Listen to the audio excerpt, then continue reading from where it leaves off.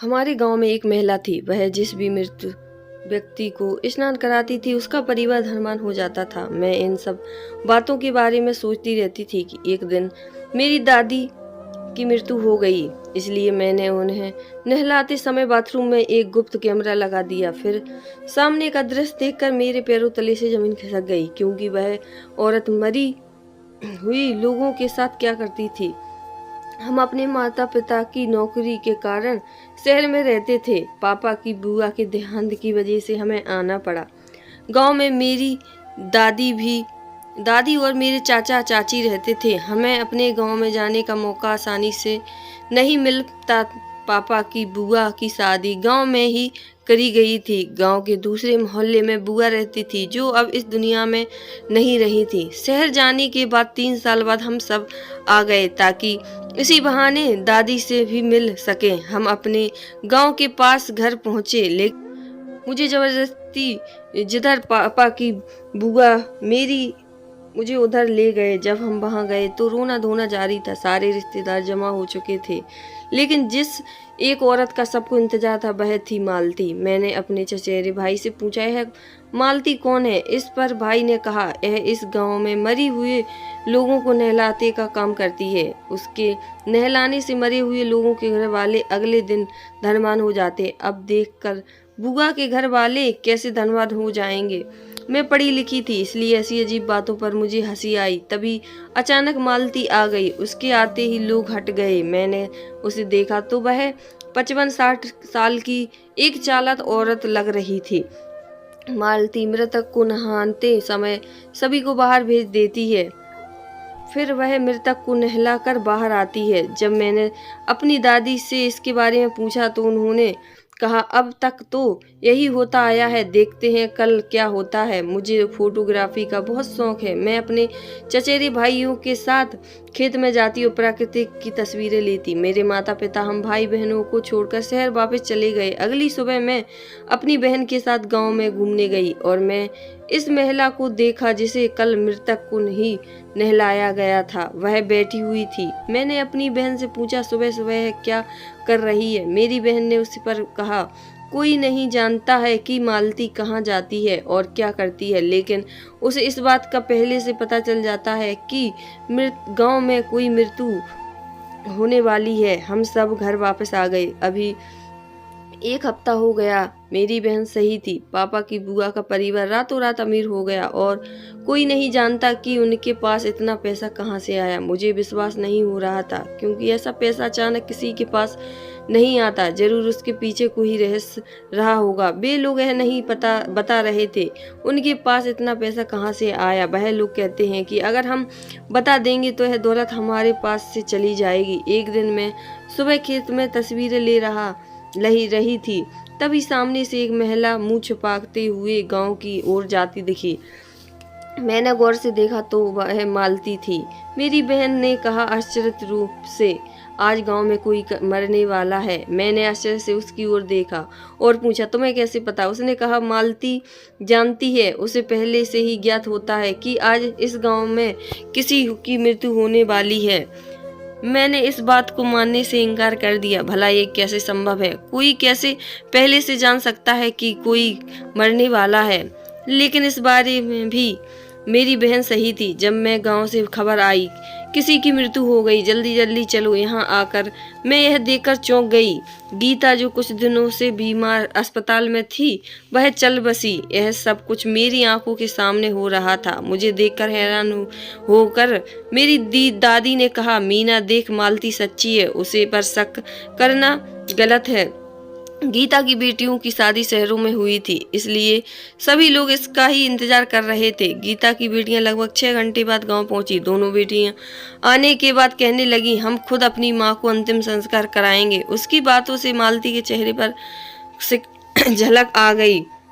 गांव में मृत व्यक्ति को मालती नहलाती है और जिस व्यक्ति को वह नहलाती है उसका परिवार धनवान हो जाता है। बड़ी मुश्किल से गीता की बेटियां मालती से नहलाने के लिए तैयार हो गईं। पिछली बार की तरह मालती ने कमरे का दरवाजा बंद कर लिया। मेरा दिमाग चकरा रहा था। आखिर स्नान करते समय वह अंत में क्या करती है कि मृतक व्यक्ति का घर अमीर हो जाता है? यह सवाल मेरे दिमाग में घूम रहा था। मैं जल्दी इसका जवाब ढूंढना चाहती थी क्योंकि मैं शहर में अपने घर जाना चाहती थी। मालती एक बार फिर गायब हो गई। कोई नहीं जानता था कि वह कहाँ जा रही थी और कहाँ से आ रही थी। वह इस गांव की रहने वाली नहीं थी। वह पड़ोस के गांव में रहती थी। गांव की एक सभी बूढ़ों की नज़र में वह एक ईमानदार महिला थी जो बिना एक पैसा लिए मुर्दों को नहलाती थी और उसकी वजह से मृतक का परिवार अमीर हो जाता था। मुझे यकीन नहीं हो रहा था, लेकिन दोनों बार मैंने अपनी आंखों से सब कुछ देखा। गीता के अंतिम संस्कार के एक हफ्ते के भीतर उनके परिवार के सदस्यों को उनके दरवाजे पर 2 लाख का चेक मिला। कुछ ही दिनों में उनके घर की स्थिति सुधर गई। एक दिन अचानक दीदी की तबीयत खराब हो गई। मेरे चाचा और मैं उसे गांव के बाहर एक अस्पताल में ले गए जहां मैं मालती को एक प्रयोगशाला में किसी से बात करते देखा। मेरे पास उस समय सोचने के लिए ज्यादा समय नहीं था। हम जल्द ही दादी को लेकर अंदर चले गए। दादी को सांस लेने में तकलीफ हो रही थी। डॉक्टर ने उसे 4-5 दिन तक भर्ती रखा। जब मेरी दादी बेहतर महसूस करने लगी तो मैं मालती के बारे में सोचा और इधर उधर उसकी तलाश की, लेकिन वह कहीं नहीं मिली। दादी की जनरल वार्ड में शिफ्ट कर दिया गया। शाम को चाचा ने मुझसे कहा, तुम चाचा को लेकर घर चले जाओ, और चाची घर जाने के लिए निकल पड़े। मैं मालती को फिर से देखा। मैंने सोचा कि वह अस्पतालों में किसी को देखने आई होगी, लेकिन अगले दिन उसे फिर से अस्पताल में देखकर मैं चौंक गई। जब मैं एक नर्स से पूछा तो उसने कहा, मालती यह वार्ड सुपरवाइजर है के रूम में काम करती है। मैंने उसे एक नर्स से बात करते हुए सुना कि मुझे अभी गांव जाने दो, मुझे उसका ध्यान रखना है। वह मृतक के परिवार से पहले गांव पहुंचती है और गांव वालों को लगता है कि मालती आज गांव इसलिए आई है क्योंकि कोई मरने वाला है। मैंने सोचा उसके यहाँ काम करने से कुछ खास पैसा नहीं मिलता, लेकिन जिस मृतक को व्यक्ति को नहलाती है उसका घर धनी कैसे हो जाता है। और एक बार जो मुझे परेशान कर रही थी कि वह थी मालती मृतक व्यक्ति को स्नान करने की सिवा कोई और काम नहीं करती थी। दादी को 3 दिन बाद छुट्टी मिल गई। उन 3 दिनों में मेरी नज़र मालती पर रही। उसकी हर हरकत पर पहली नज़र रखी थी मैंने, लेकिन मुझे उसकी हरकत कुछ अलग लगी। अगले दिन ही पड़ोस के गांव में मेरी आंटी की मौसी की मृत्यु हो गई, तो मैं भी आंटी के साथ उनके अंतिम संस्कार में गई। मुझे विश्वास था कि मालती भी यहीं होगी, लेकिन जब मृतक व्यक्ति को नहलाने का समय आया तो मुझे झटका लगा क्योंकि मालती वहां नहीं थी। मैंने आंटी से पूछा, मालती यहाँ क्यों नहीं है? उसे पर आंटी ने कहा कि वह केवल उसी को नहलाती है जिससे वह पसंद करती है, खासकर जो लोग बीमार रहते हैं।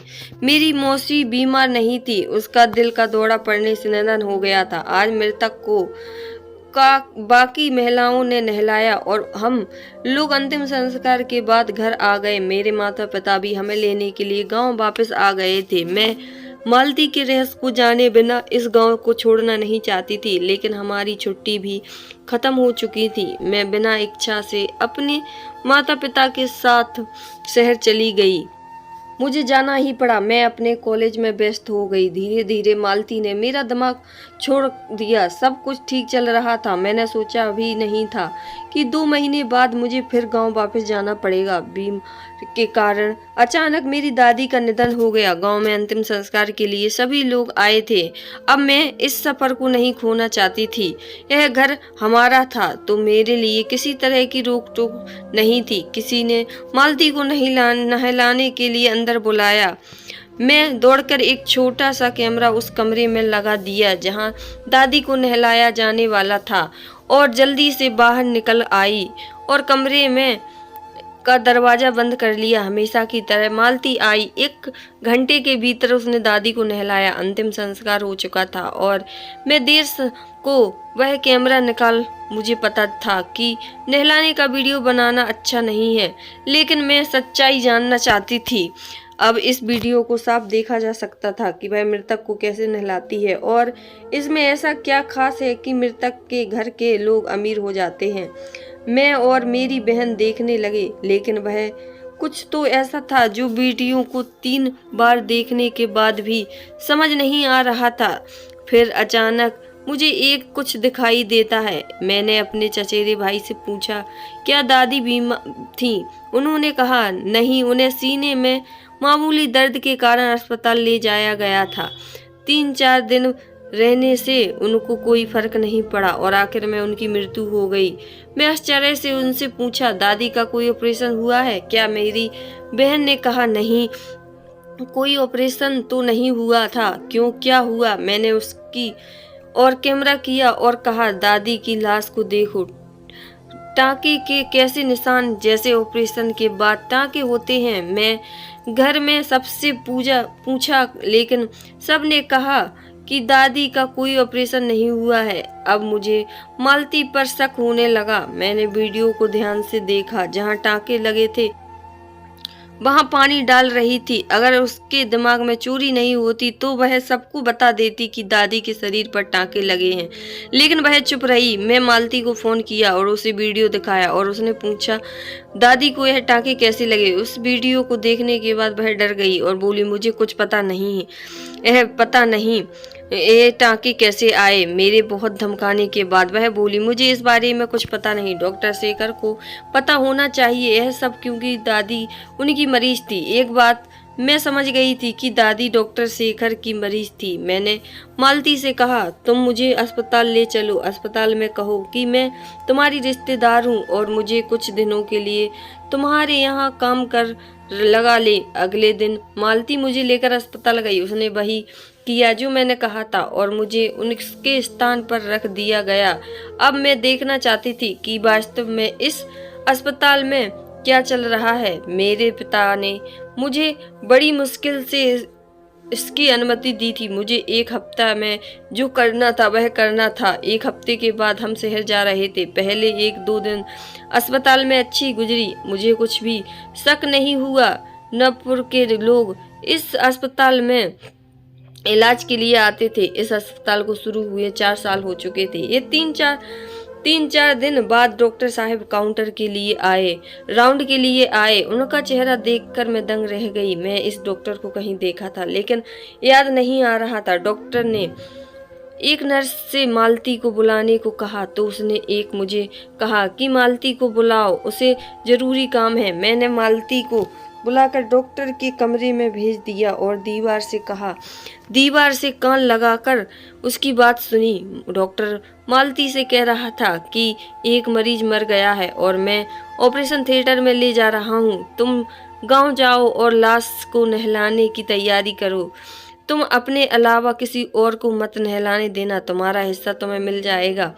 हाँ, पिछले हफ्ते महिला के घर वालों को भी पैसे भेजना है। मैं तुम्हें वह पैसे देता हूँ, तुम आगे बढ़ाओ। मैंने अपना मोबाइल निकाला और डॉक्टर की तलाश शुरू कर दी। कुछ ही समय में मुझे एहसास हुआ कि वास्तव में इस अस्पताल को 7 साल पहले कानूनी उल्लंघन करने के लिए कुछ साल की सजा सुनाई गई थी। उसका लाइसेंस भी रद्द कर दिया गया था। फिर उसे डॉक्टर ने इस गांव में आकर फिर से अपना धंधा शुरू कर दिया था। डॉक्टर मरे हुए लोगों के शरीर के अंगों को निकाल देता था और उन्हें ऊंचे दामों में बेच देता था और मृतकों को व्यक्ति को केवल इसलिए मालती ने स्नान करवाता था ताकि मृतक शरीर पर लगे कट्टे किसी को दिखाई ना दे। मालती भी पैसे के लिए सब कर रही थी। मृतक व्यक्ति के शरीर के अंगों को बेचकर उन पैसों से कुछ पैसा मृतक के घर पहुंचा जाता था और क्योंकि हॉस्पिटल में उनसे एक एग्रीमेंट करवाते थे जिसमें लिखा होता था कि हम अपने पेशेंट को ऑपरेशन करने देते हैं और अपनी मर्जी से ठीक अंग वाले हिस्से को निकलवाते हैं। गरीब गांव वाले आसानी से दस्तावेज पर हस्ताक्षर कर देते थे। अगर हमें मृतकों के परिजनों से अनुमति दी है तो वह अवैध नहीं रह जाता है। इस तरह मृतक के शरीर के अंगों को ऊंचे दामों के साथ उनकी बातचीत को बेचकर बड़े अस्पतालों में बेचा जाता। मैं एक दूसरे के कामों की सजा पाने वाले थे। मैं पुलिस को फोन किया। अस्पताल के कई कर्मचारी को गिरफ्तार किया गया और अस्पताल को सील कर दिया गया। वह सारा काम पिछले 3 साल से बड़ी सफलता के साथ चल रहा था। गांव वालों को सब डॉक्टर के बारे में पता चला तो उन्हें बहुत दुख हुआ। सभी लोगों ने मुझे दिल से धन्यवाद दिया। आखिर मैंने पता लगा ही लिया कि मृतक व्यक्ति को नहलाने और अमीर होने के पीछे कौन सा रहस्य है। यहाँ गरीबों के अंगों को बेचने का धंधा चल रहा था और बेचारे सीधे साधे गांव वालों को इसकी खबर ही नहीं थी। एक काल्पनिक कहानी है, इसका आपके जीवन में होने वाले किसी भी चीज से कोई संबंध नहीं है। कहानी पसंद आए तो चैनल को लाइक शेयर सब्सक्राइब करना। हर हर महादेव।